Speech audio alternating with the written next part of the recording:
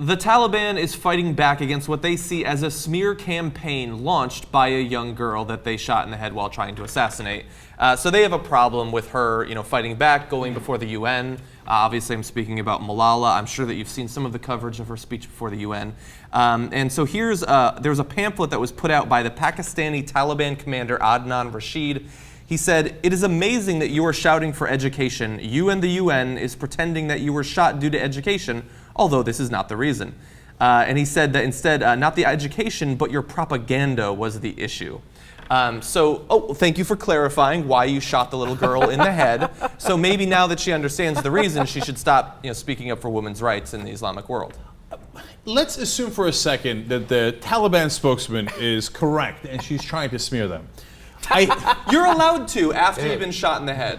I think if someone shoots you in the head, you're allowed to say bad things about them. Mm-hmm. I'm pretty sure of that. I think it's in the rule book. Right? This goes to your bigger point about the need for reformation, or renaissance, there in the Muslim world. I mean, if you're looking for one story, forget the bombing of children, of innocents, right?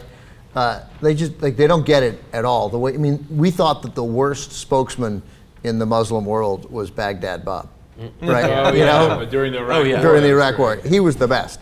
But this is priceless stuff. No, it's absolutely horrible. The Renaissance is necessary. Thankfully, Malala is part of possibly a Renaissance. But recently the Taliban in Waziristan banned men wearing tight clothing because it was against the morals. But anyway, so she is now fighting in front of the UN. They are lizards that are more progressed than these Taliban guys, right? Literally, you go lizard brain. They aspire to have a lizard brain. I mean, I can't even believe, this is so backwards. I mean, how do we, and then you have to sit down and negotiate with these motherfuckers? Are you kidding me? No. Can we, you're gonna be even more angry because I'm bored with the drones again. They have advice for Malala, so she's fighting for, education and things like that in the Islamic world. They say instead, she should abandon her satanic desire to see women educated in Western ways, even though they said it's not about education, and come back home, adopt the Islamic and Pashtun culture, join any female Islamic madrasa near your hometown, study and learn the Book of Allah, use your pen for Islam and the plight of the Muslim community.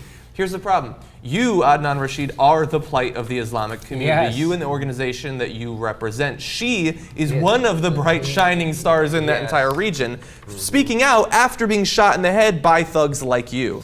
He thinks that she's going to take his advice seriously.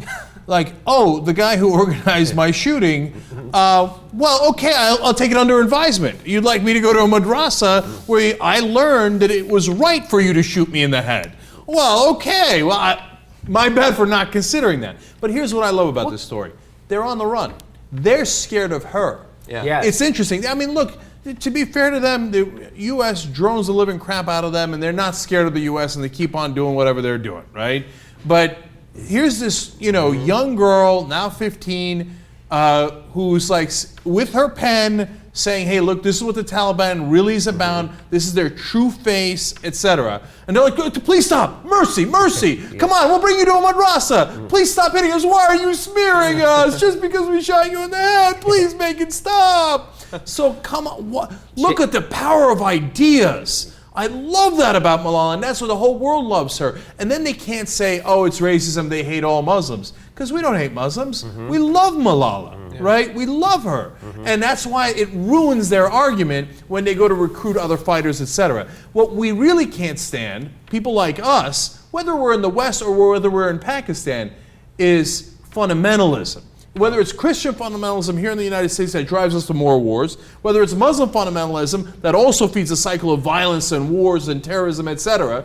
No, we believe that everybody should be free to practice whatever they want. You want to go to a madrasa, go to a madrasa. Malala wants to get an education, she should be able to get an education, and we should not live by your dictates. And that's the idea they can't stand and are running from. I can't get over that they mention in their statement that they shot her.